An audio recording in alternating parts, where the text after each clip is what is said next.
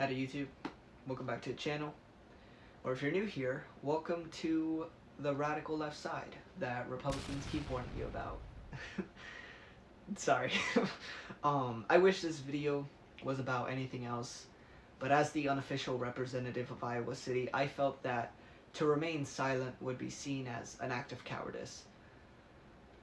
Honestly, I don't even know what word I should use to describe how I'm feeling, mostly because one word wouldn't be enough to cover it.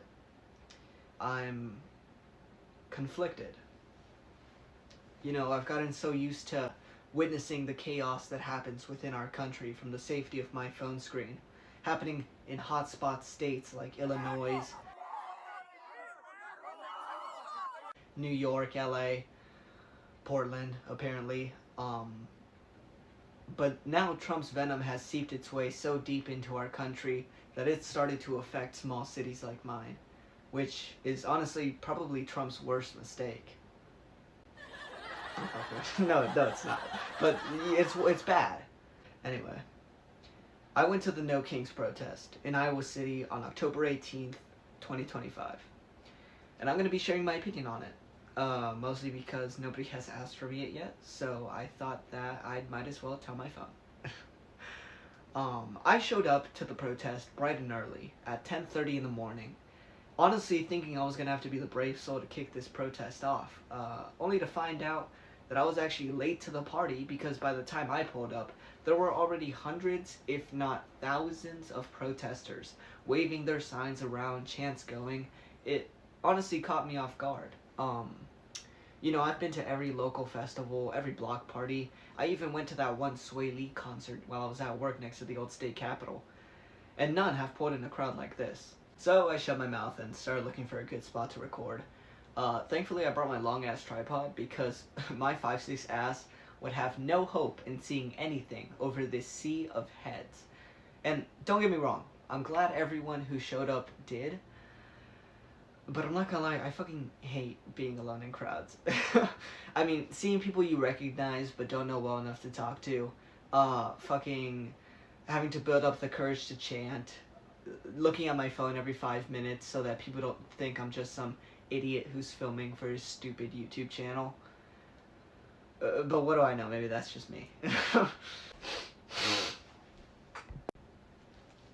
lot was covered by a numerous amount of speakers, the first of which was the wife of George Gonzalez. George is an immigrant worker who was violently detained by ICE officers on September 25th, 2025. Without a warrant for his arrest, without identifying themselves, and without George actively committing a crime, it's easy to see the confusion. I mean, just imagine these soccer little league dads running at you full speed like they're trying to live out their varsity dreams. You know, I'm telling you, if it was me getting ran at by Hank from Breaking Bad, I'd be hitting him with that full counter. Self-defense style. I mean, I joke, but I couldn't imagine these Target mannequins putting their hands on me like they have any sort of say on who I am and what I do. And I can't imagine the fear of somebody who's just on his way to buy something, knowing there are these racist, power-hungry nincompoops who are actively hunting them to tear them away from their family, to hold them for who knows how long, and to send them somewhere where it might not even be their home. It's disgusting. It's disgusting, it's disgraceful, it is unconstitutional, it is every sort of negative vocabulary I could fucking think of. It is disgraceful, and if I ever see it happening in my city... Sorry, I got off script there. As of the protest, George is still being held in jail in Muscatine, Iowa. I believe he was charged with fraud, but even the federal prosecutor couldn't find the evidence to back it up.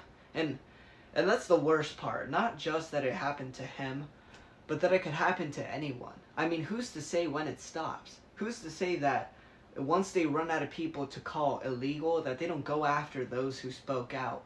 Who's to say that they don't use this same broken system that they have to silence those that they decide don't belong? I don't know. I just hope the best for George and his family. Another topic that was spoken about during the protest was healthcare.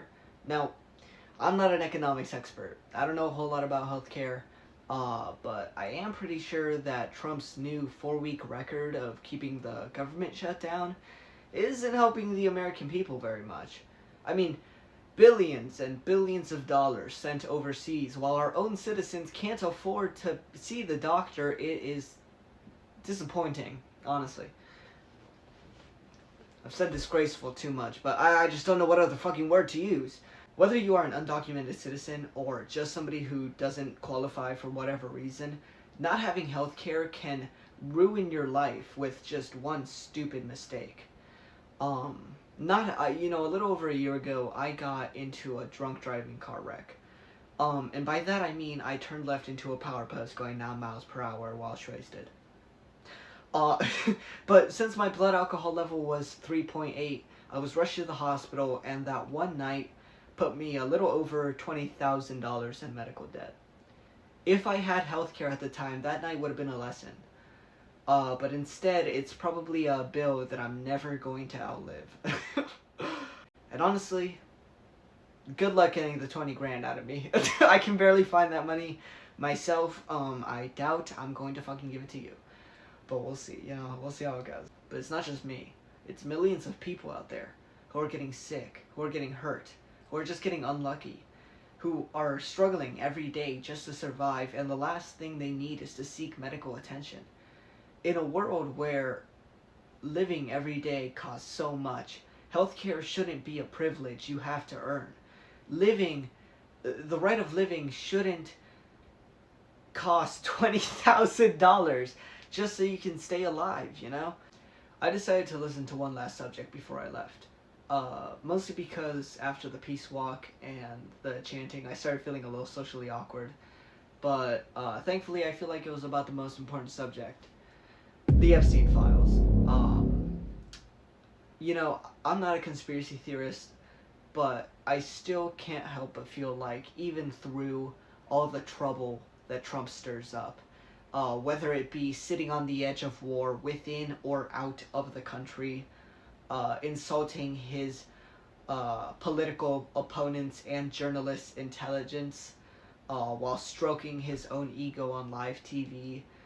I can't help but feel like it's all just a big smokescreen, a distraction of what he's truly afraid of us seeing, which is whatever the fuck is in those files. And now why is he, the guy who supposedly claims to fear nothing, suddenly terrified of a few files? And when you think about it, there's really only 2 reasons. 1, he's in them himself, duh. But 2, there's people in those files who are powerful enough to make people even like Donald Trump disappear.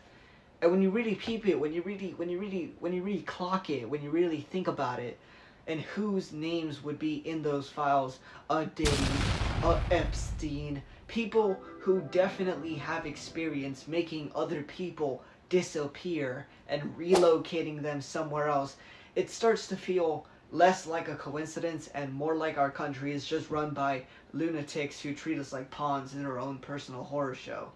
It makes me sick to see evil people getting praised, to see my community afraid of what will come next, to see the country so divided in a time that we all have to stand together. I don't know the answers, but I know I'll keep fighting for innocent civilians, for anyone, for the Constitution of the U.S. And that's all I can ask of you as well.